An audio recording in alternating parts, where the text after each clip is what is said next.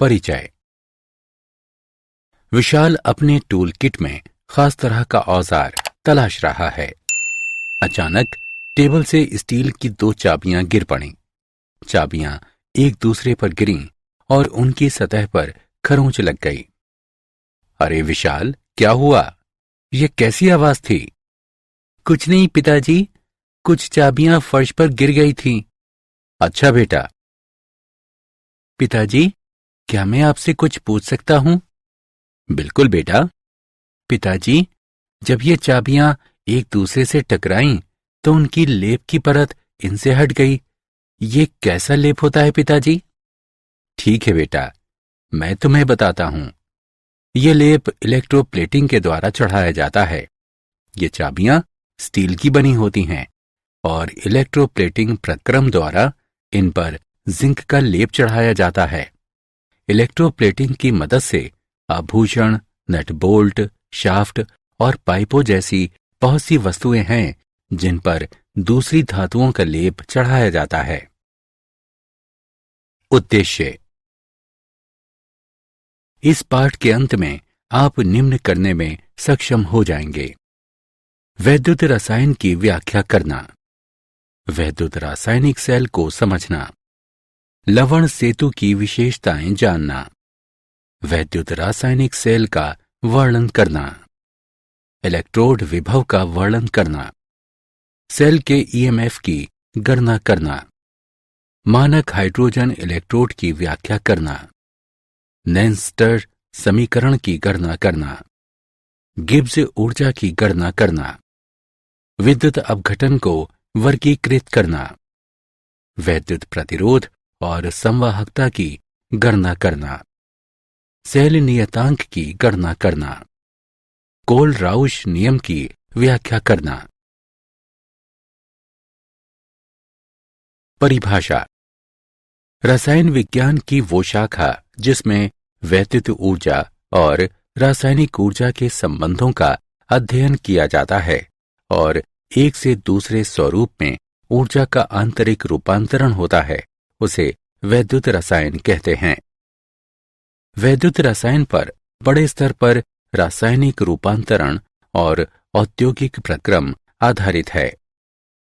उदाहरण: अभिक्रियाई धातुओं का निष्कर्षण, धातुओं का शुद्धिकरण और धातुओं की इलेक्ट्रोप्लेटिंग।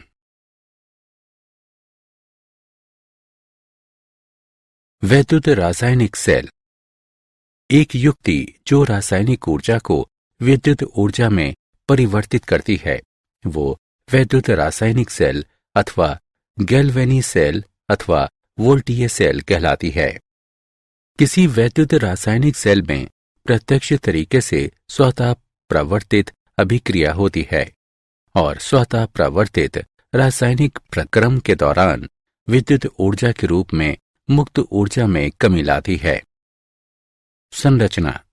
जिंक की एक छड़ी को ZnSO4 के विलयन में और कॉपर की एक छड़ी को CuSO4 के विलयन में डुबोया जाता है और इसके लिए 2 अलग अलग बीकर लिए जाते हैं। जिंक और कॉपर की छड़ियां इलेक्ट्रोड की तरह काम करती हैं और उन्हें एक वोल्ट मीटर के माध्यम से संयोजक तार से जोड़ दिया जाता है। दोनों वैद्युत अपघटनीय विलयन को लवण सेतु से जोड़ दिया जाता है। ये कांच की उल्टी यू आकार की नली होती है जो कुछ विद्युत अपघटन का गर्म सांद्र विलयन होता है। वैद्युत रासायनिक सेल की क्रिया। ऑक्सीकरण। विलयन में जिंक की छड़ी का भार कम हो जाता है और जिंक ठोस विलयन में चला जाता है। धातु जिंक के जलीय घोल में इस प्रकार विघटित नहीं होता है, अतः ये Zn की घात 2 धन आयन में रूपांतरित हो जाता है। जिंक का जिंक आयन में ऑक्सीकरण होता है। न्यूनीकरण। कॉपर ठोस की फिल्म कॉपर छड़ पर निक्षेपित हो जाती है। इसका अर्थ यह हुआ कि विलयन में वर्तमान Cu2 धन आयन कॉपर ठोस में रूपांतरित हो जाता है। Cu2 धन आयन का कॉपर ठोस में न्यूनीकरण होता है। जिस परिपाटी में विद्युत अपघटन पर ऑक्सीकरण की क्रिया होती है वो एनोड कहलाता है, और जब इलेक्ट्रोड पर न्यूनीकरण होता है तब वो कैथोड कहलाता है।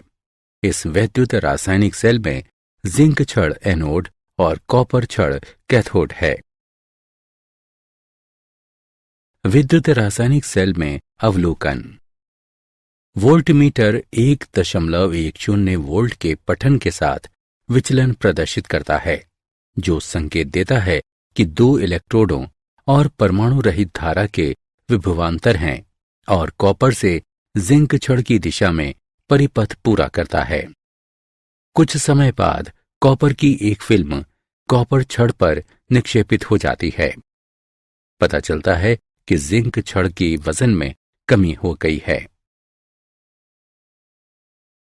लवण सेतु की विशेषताएं। लवण सेतु परिपथ पूरा होने पर धारा का प्रवाह करता है। ये आयन के प्रवाह को अनुमति देता है, लेकिन विलयन के प्रवाह को अनुमति नहीं देता। लवण सेतु वैद्युत अपघट्य विलयन की वैद्युत तटस्थता पुनर्स्थापित करता है। लवण सेतु में विद्युत अपघटन का ऋणायन धनाग्र विलयन से गुजरता है और लवण सेतु में विद्युत अपघटन का धनायन ऋणाग्र विलयन से होकर विद्युत स्थिरता का अनुरक्षण करता है। इस प्रकार लवण सेतु आवेशों के संचयन से बचाता है और परिपथ में धारा के प्रवाह का अनुरक्षण करता है।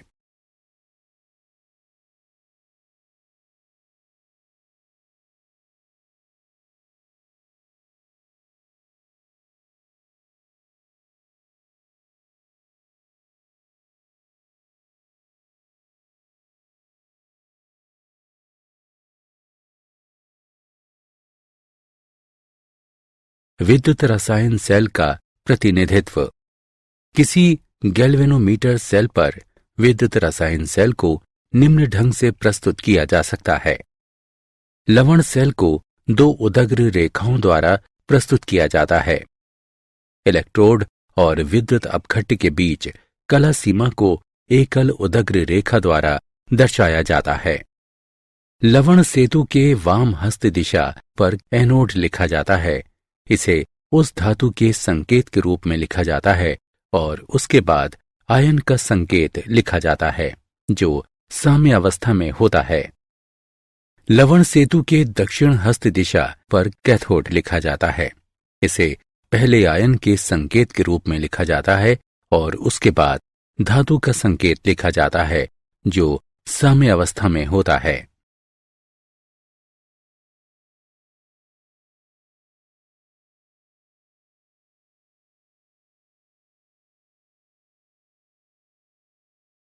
इलेक्ट्रोड विभव। किसी विलयन में धातु और इसके आयन के बीच विद्युत विभवांतर इलेक्ट्रोड विभव कहलाता है। जब किसी धातु के पत्थर को इसके अपने आयन के विलयन के संपर्क में लाया जाता है तो तीन प्रक्रम के होने की संभावनाएं रहती हैं। धातु आयन Mn धन धातुई पत्थर के साथ टकराता है और बिना परिवर्तन के लौट आता है। पत्ती की सतह पर धातु का परमाणु N इलेक्ट्रॉन गंवा सकता है और Mn धन आयन के रूप में विलयन में प्रवेश करता है। धातु आयन Mn धन धातु की पत्ती के साथ टकरा सकता है और N इलेक्ट्रॉनों को प्राप्त करता है और धातु परमाणु में परिवर्तित हो जाता है।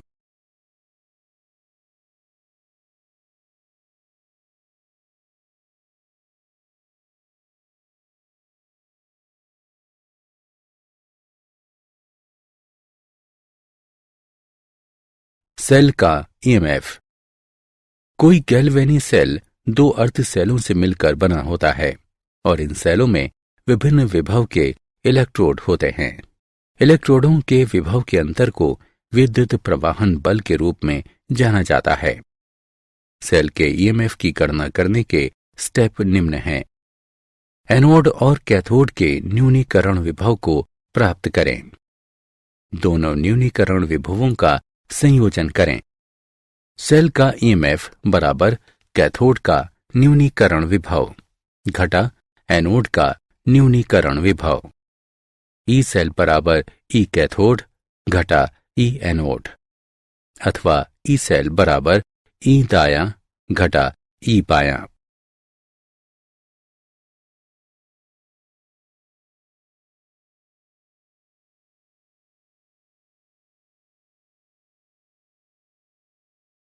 हाइड्रोजन इलेक्ट्रोड का मानक SHE।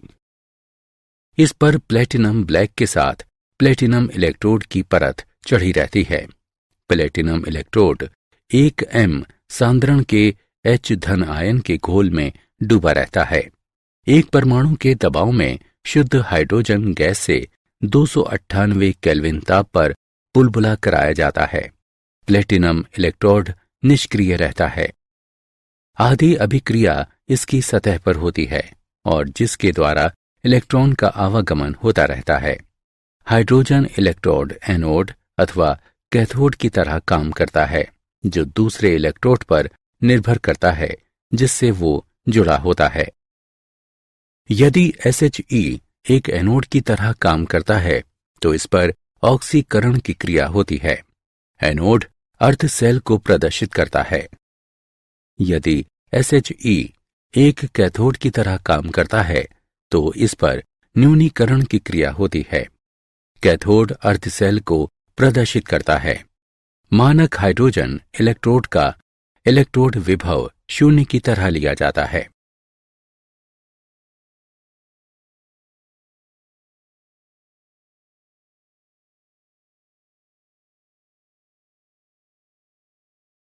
वैद्युत रसायन श्रृंखला।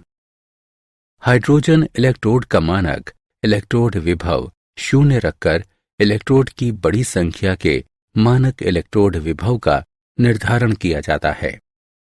जब विभिन्न प्रकार के इलेक्ट्रोडों को बढ़ते अथवा घटते क्रम में सजाया जाता है तो उनके मानक इलेक्ट्रोड विभव का मान एक श्रृंखला में प्राप्त करते हैं, जिसे वैद्युत रसायन श्रृंखला कहा जाता है।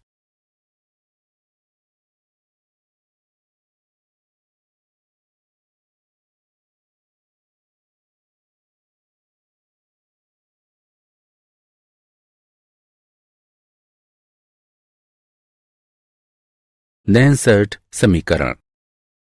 नैनसर्ट समीकरण विद्युत अपघटन सांद्रता और इसके इलेक्ट्रोड विभव के बीच के संबंध को दर्शाता है। इलेक्ट्रोड अभिक्रिया को न्यूनीकरण अभिक्रिया के रूप में लिखा जा सकता है। इस अभिक्रिया के लिए नैनसर्ट समीकरण होगा E बराबर E0 घटा RT बटा NF गुणा Q का प्राकृतिक लॉग। यहाँ Q अभिक्रिया का प्रतिफल है। इसे m बटा m की घात n धन द्वारा प्रदर्शित किया जाता है। लेकिन उपयुक्त समीकरण में Q का मान रखने से हम पाते हैं E बराबर E0 घटा 2.303 RT बटा NF गुणा m बटा m की घात n धन, जहां E बराबर दिए हुए विद्युत अपघटन की सांद्रता के अंतर्गत इलेक्ट्रोड विभव, E0 बराबर मानक इलेक्ट्रोड विभव, n बराबर अभिक्रिया में शामिल इलेक्ट्रॉनों की संख्या, T बराबर केल्विन स्केल पर तापमान, F बराबर 1 फैराडे, R बराबर गैस नियतांक। 298 केल्विन पर ऊपर के समीकरण में R, T और F का मान रखने पर हम पाते हैं E बराबर E0 घटा 0.0591 बटा n गुणा m बटा m की घात n धन। शुद्ध ठोस और तरल के लिए इकाई के रूप में मोलर सांद्रता को लिया गया है। अब ऊपर का समीकरण हो जाता है E बराबर E0 घटा 0.0591 बटा n गुणा लॉग 1 बटा m की घात N धन।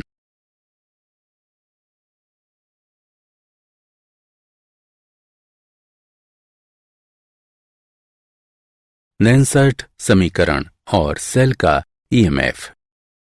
अमानक अवस्था में इलेक्ट्रोड से संरचित सेल का ईएमएफ होगा ई सेल बराबर ई शून्य सेल घटा 2.303 RT बटा NF गुणा लॉग Q। 298 केल्विन पर यह समीकरण हुआ। ई सेल बराबर ई शून्य सेल घटा 0.0591 बटा N गुणा लॉग Q। यहाँ ई शून्य सेल बराबर मानक सेल विभव, N बराबर सेल अभिक्रिया के रासायनिक समीकरण को संतुलित करने में शामिल इलेक्ट्रॉनों की संख्या, Q बराबर सेल अभिक्रिया के लिए संतुलित समीकरण से प्राप्त अभिक्रिया का अनुपात। मान लिया जाए कि सेल अभिक्रिया है AA जमा BB देता है CC जमा DD।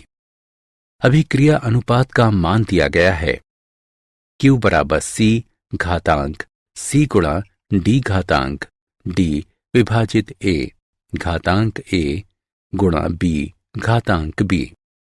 सेल का ईएमएफ दिया हुआ है ई शून्य सेल घटा 0.0591 बटा N गुणा लॉग C घातांक C गुणा D घातांक D विभाजित A घातांक A गुणा B घातांक B।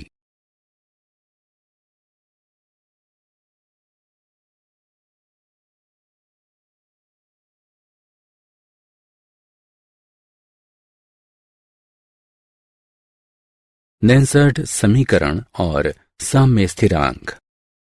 एनोड और कैथोड का विभवांतर जब तक रहता है वैद्युत रासायनिक सेल काम करता है।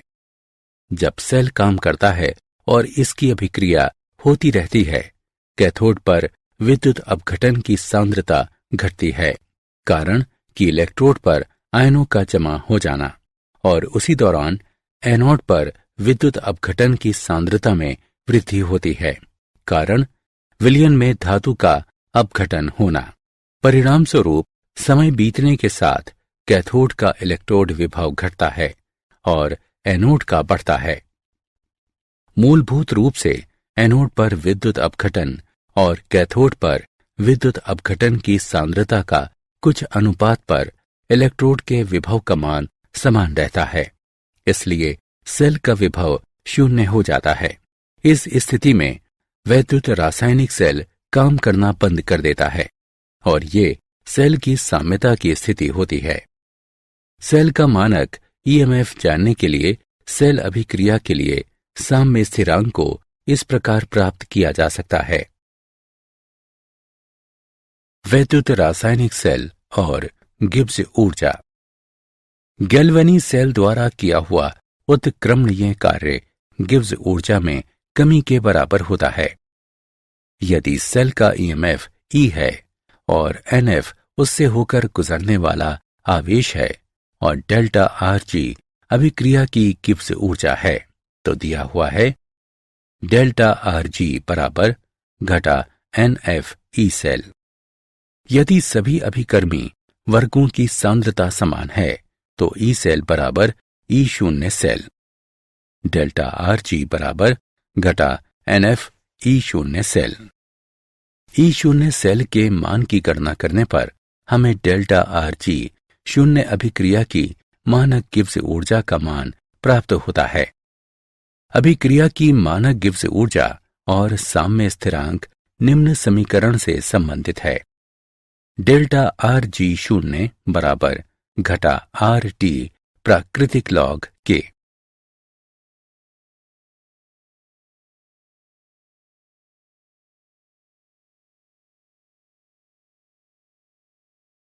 चालक।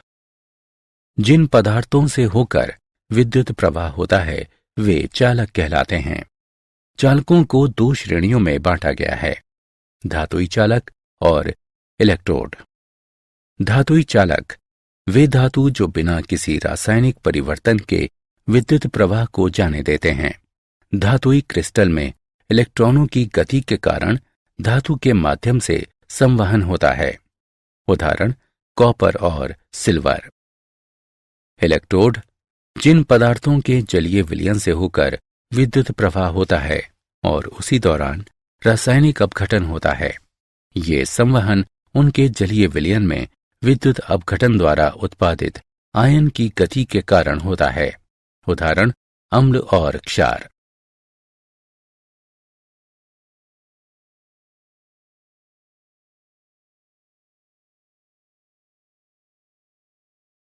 विद्युत अपघट्य का वर्गीकरण। आयनीकरण के प्रसार के कारण विद्युत अपघटनों को दो श्रेणियों में बांटा गया है, प्रबल विद्युत अपघट्य और दुर्बल विद्युत अपघट्य। प्रबल विद्युत अपघट्य ये अपने जलीय विलयन में पूरी तरह आयनित होते हैं। उदाहरण के लिए HCl, NaOH और KCl।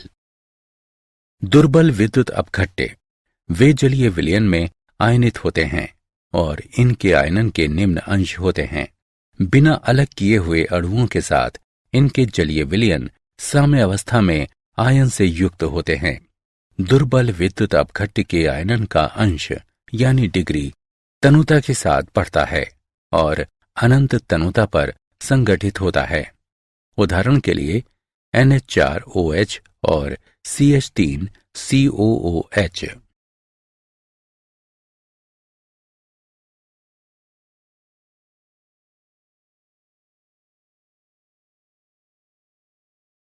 विद्युत अपघटनी संवहन को प्रभावित करने वाले चालक।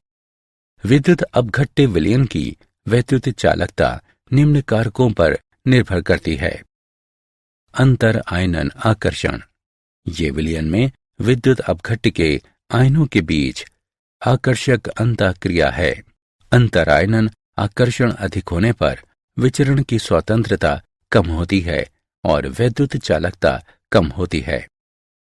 आयनों का विलायक योजनन यानी सॉल्वेशन, ये विद्युत अपघट्य अणुओं विलायक के आयनों के बीच आकर्षक अंतःक्रिया है।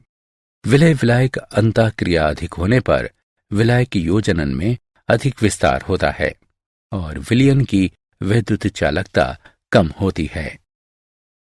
विलायक की श्यानता, ये कारक विलायक अणुओं के बीच आकर्षक अंतःक्रिया पर निर्भर करता है। विलय विलायक अंतःक्रिया अधिक होने पर श्यानता अधिक होगी और वैद्युत चालकता कम होगी। तापमान, विद्युत अपघट्य विलयन का तापमान बढ़ने पर आयनों की गतिज ऊर्जा भी बढ़ जाती है। परिणाम स्वरूप वैद्युत अपघटनी विलयनों का वैद्युत चालकत्व बढ़ जाता है।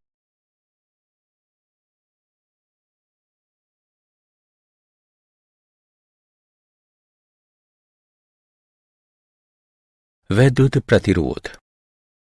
प्रत्येक चालक पदार्थ में विद्युत प्रवाह में अवरोध उत्पन्न होता है जिसे प्रतिरोध कहते हैं।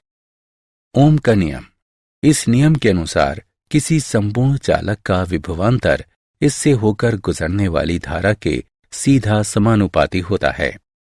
V बराबर IR अथवा V बटा I बराबर R। चालक से होकर प्रवाहित होने वाली धारा के विभवांतर का अनुपात अचर रहता है और ये चालक का प्रतिरोध कहलाता है। इसकी इकाई ओम है। प्रतिरोधकता, 1 सेंटीमीटर लंबाई के चालक के साथ 1 वर्ग सेंटीमीटर के अनुप्रस्थ काट के क्षेत्रफल द्वारा उत्पन्न प्रतिरोध के रूप में इसकी व्याख्या की जाती है। किसी चालक का प्रतिरोध उस चालक की लंबाई का सीधा समानुपाती और उसके अनुप्रस्थ काट के क्षेत्रफल का व्युत्क्रमानुपाती होता है। R बराबर रो L विभाजित A, जहां रो विशिष्ट प्रतिरोध अथवा प्रतिरोधकता के रूप में जाना जाता है।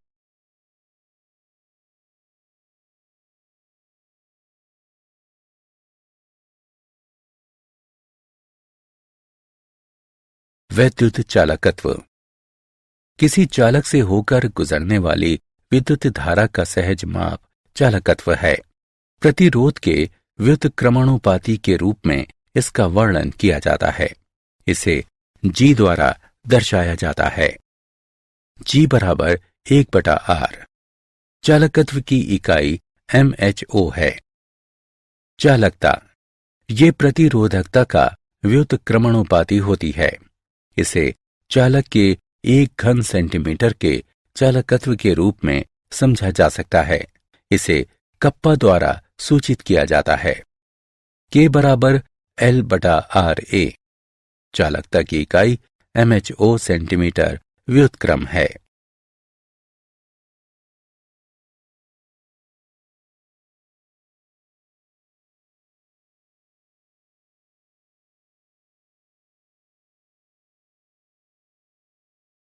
वैद्युत अपघट्य विलयन की मोलर चालकता। किसी विलयन का चालकत्व मोलर चालकता है, जिसमें 1 ग्राम अणु अथवा वैद्युत अपघट्य का 1 मोल इस प्रकार होता है कि पूरे विलयन को 1 सेंटीमीटर के फासले पर 2 इलेक्ट्रोडों के बीच रखा जाता है। इसे लैम्डा m द्वारा निर्देशित किया जाता है। किसी विलयन के 20 सेंटीमीटर घन के लिए 1 मोल वैद्युत अपघट्य विलयन को 1 सेंटीमीटर फासले पर 2 बड़े इलेक्ट्रोडों के बीच रखा जाता है। इस तरह चालकता और मोलर चालकता के बीच के संबंध को इस प्रकार दर्शाया जा सकता है। लैम्डा m बराबर कप्पा और आयतन का गुणनफल। मोलर चालकता के उदाहरण। व्यास 1 सेंटीमीटर, लंबाई 50 सेंटीमीटर के किसी स्तंभ का वैद्युत प्रतिरोध 0.05 मोल प्रति लीटर NaOH विलयन में 5.5 गुणा 10 पर घातांक 3 ओम है, तो प्रतिरोधकता, चालकता और मोलर चालकता ज्ञात करें। अब हम हल करते हैं। यहां दिए हुए मान हैं R बराबर 5.5 गुणा 10 घातांक 3 ओम, C बराबर 0.05 मोल प्रति लीटर, R बराबर 0.5 सेंटीमीटर, L बराबर 50 सेंटीमीटर। हम जानते हैं कि क्षेत्रफल बराबर पाई R वर्ग। मान रखने पर हम पाते हैं क्षेत्र बराबर 0.785 वर्ग सेंटीमीटर। हम जानते हैं कि R बराबर रो L/A। मान रखने पर हम पाते हैं प्रतिरोधकता बराबर 87.135 ओम सेंटीमीटर। हम जानते हैं कि चालकता प्रतिरोधत्व का व्युत्क्रमणोपाती होता है।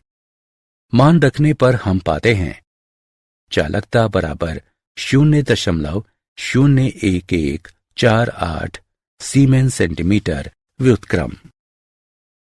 हम जानते हैं कि मोलर चालकता बराबर कप्पा गुणा 1000 विभाजित C। मान रखने पर हम पाते हैं मोलर चालकता बराबर 229.6 सीमेन वर्ग सेंटीमीटर मोल व्युत्क्रम।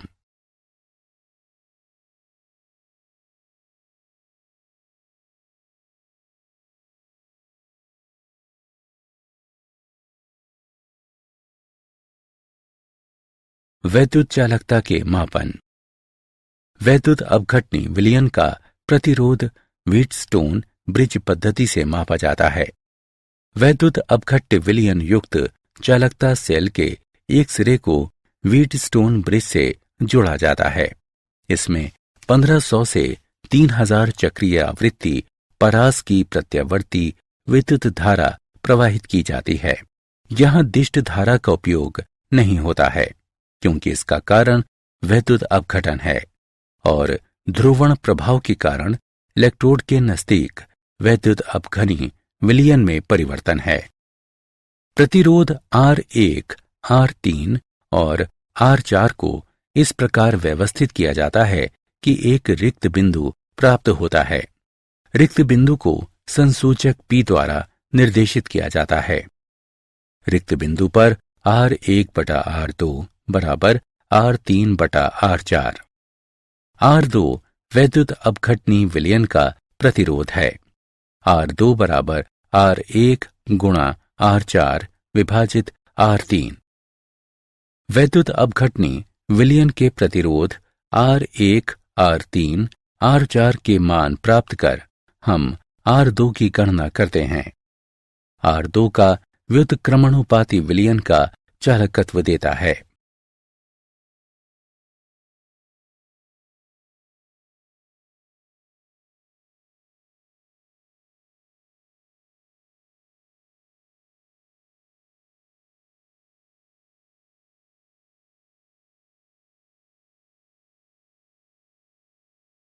सेल नियतांक।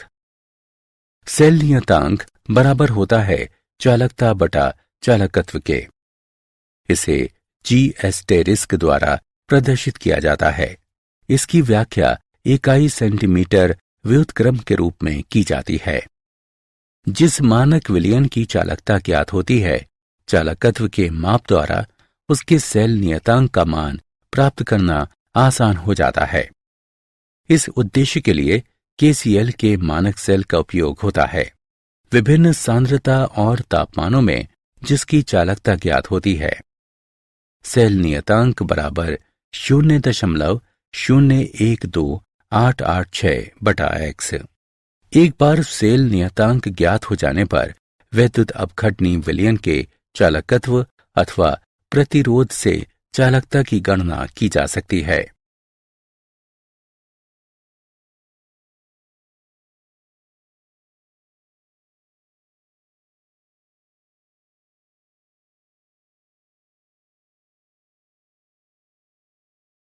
सांद्रण के साथ चालकता एवं मोलर चालकता में परिवर्तन। सांद्रण के साथ चालकता में परिवर्तन। वैद्युत अपघट्ट के 1 सेंटीमीटर घन के चालकत्व को चालकता की तरह समझा जा सकता है। तनुता में वृद्धि के साथ 1 सेंटीमीटर घन में आयनों की संख्या में विलयन कम होता है। वैद्युत अपघट्य विलयन की चालकता भी तनुता बढ़ने के साथ घटती है। सांद्रण के साथ मोलरता में परिवर्तन। समान सांद्रण के लिए कठोर वैद्युत अपघट्य लैम्डा m के मान दुर्बल वैद्युत अपघट्य की तुलना में अधिक होता है। तनुता के साथ वैद्युत अपघट्य की मोलर चालकता बढ़ती है। दुर्बल वैद्युत अपघट्य की तुलना में कठोर वैद्युत अपघट्य के लिए लैम्डा m की सापेक्ष वृद्धि का मान अपेक्षाकृत कम होता है।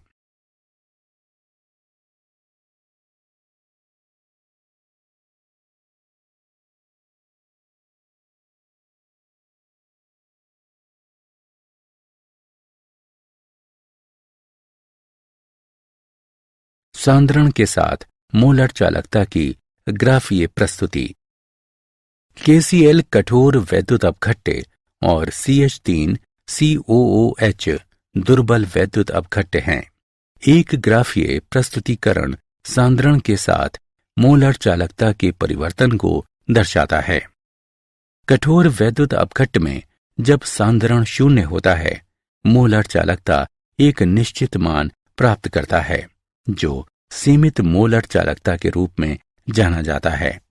इस मान को लैम्डा 0m से दर्शाया जाता है। एसिटिक अम्ल की तरह निर्बल वैद्युत अपघट्य के मामले में सीमित मान प्राप्त हो, इसके लिए कोई संकेत नहीं मिलता है, क्योंकि जब सांद्रण 0 हो जाता है तो ग्राफ लगभग y अक्ष के समानांतर हो जाता है। कोलराउश का नियम।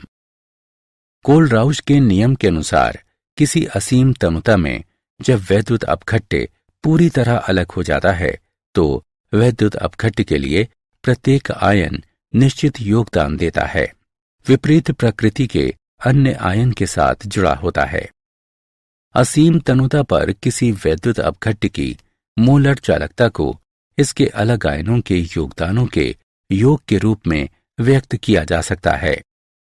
हमें लगता है लैम्डा नॉट धनात्मक और लैम्डा नॉट ऋणात्मक धनायन एवं ऋणायन की सीमांत मोलर चालकता को प्रदर्शित करता है। असीमित तनुता पर वैद्युत अपघट्य की सीमांत मोलर चालकता दी हुई है। V धनात्मक लैम्डा नॉट धनात्मक, V ऋणात्मक लैम्डा नॉट ऋणात्मक। जहां V धनात्मक और V ऋणात्मक प्रत्येक इकाई सूत्र द्वारा धनात्मक आयन और ऋणात्मक आयनों की संख्या प्रदर्शित करते हैं। कोल-राउश नियम के अनुप्रयोग। कोल-राउश नियम के कुछ महत्वपूर्ण अनुप्रयोग निम्न हैं। दुर्बल वैद्युत अपघट्य की सीमांत मोलर चालकताओं की गणना। दुर्बल वैद्युत अपघट्य के सीमांत पृथक्करण की गणना। दुर्बल वैद्युत अपघट्य के पृथक्करण नियतांक की गणना। अल्प घुलनशील लवण की घुलनशीलता तय करना। जल के आयनन उत्पाद की गणना। सारांश। आइए हमने जो कुछ सीखा है उसे संक्षेप में दोहराएं। रसायन विज्ञान की वो शाखा जिसमें वैद्युत ऊर्जा और रासायनिक ऊर्जा के संबंधों का अध्ययन किया जाता है और एक से दूसरे स्वरूप में ऊर्जा का आंतरिक रूपांतरण होता है, उसे वैद्युत रसायन कहते हैं। एक युक्ति जो रासायनिक ऊर्जा को विद्युत ऊर्जा में परिवर्तित करती है वो वैद्युत रासायनिक सेल अथवा गैल्वेनी सेल अथवा वोल्टीय सेल कहलाती है। इलेक्ट्रोड जिस पर ऑक्सीकरण की क्रिया होती है उसे एनोड और जिस पर न्यूनीकरण की क्रिया होती है उसे कैथोड कहते हैं। लवण सेतु परिपथ को पूरा करने के लिए धारा के प्रवाह को गुजरने की अनुमति देता है। ये आयन को प्रवाह की अनुमति देता है, लेकिन विलयन के प्रवाह को अनुमति नहीं देता है।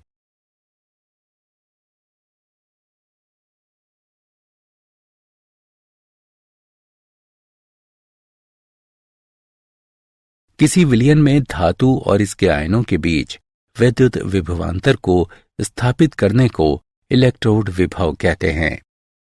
किसी विलयन का चालकत्व मोलर चालकता है, जिसमें 1 ग्राम अणु अथवा वैद्युत अपघट्य का 1 मोल इस प्रकार होता है कि पूरे विलयन को 1 सेंटीमीटर के फासले पर 2 इलेक्ट्रोडों के बीच रखा जाता है। कोल-राउश के नियम के अनुसार किसी असीम तनुता में जब वैद्युत अपघट्य पूरी तरह अलग हो जाता है तो वैद्युत अपघट्य के लिए प्रत्येक आयन निश्चित योगदान देता है, विपरीत प्रकृति के अन्य आयन के साथ जुड़ा होता है।